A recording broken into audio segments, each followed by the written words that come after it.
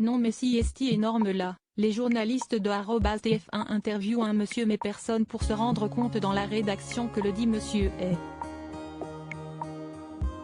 Michel Jonas, culte, a lâché un internaute médusé dans la journée de jeudi après la diffusion d'un reportage dans le 13h de TF1.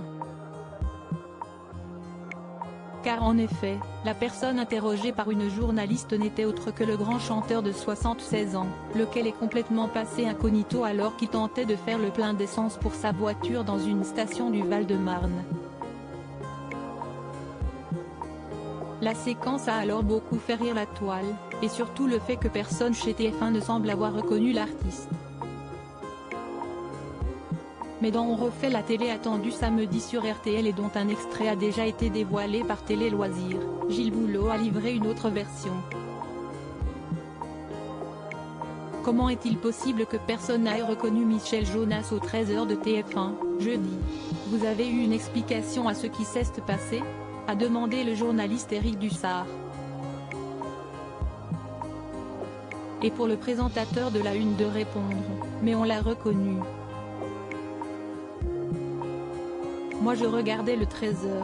J'ai dit, nom de Dieu, si est sa voix, si est Michel Jonas qui fait le plein dans sa voiture. Tout le monde l'a reconnu. Lui ne s'est pas présenté en disant qu'il était Michel Jonas d'après Gilles Boulot. Faire un aparté sur Michel Jonas ne se prêtait simplement pas à la situation du direct.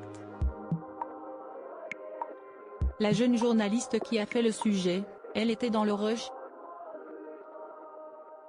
Elle a fait l'interview mais lui ne s'est pas présenté en disant qu'il était Michel Jonas.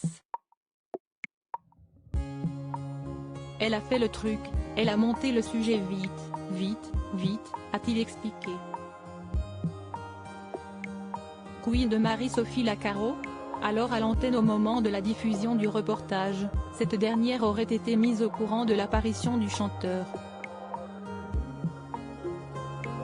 Le rédacteur en chef du 13h, Romain Husneau, dit dans l'oreillette de Marie-Sophie Lacaro, qui n'avait pas eu le temps de voir le sujet, « Tu vas voir, si est incroyable, le dernier gars qui parle, si est Michel Jonas », a rapporté Gilles Boulot.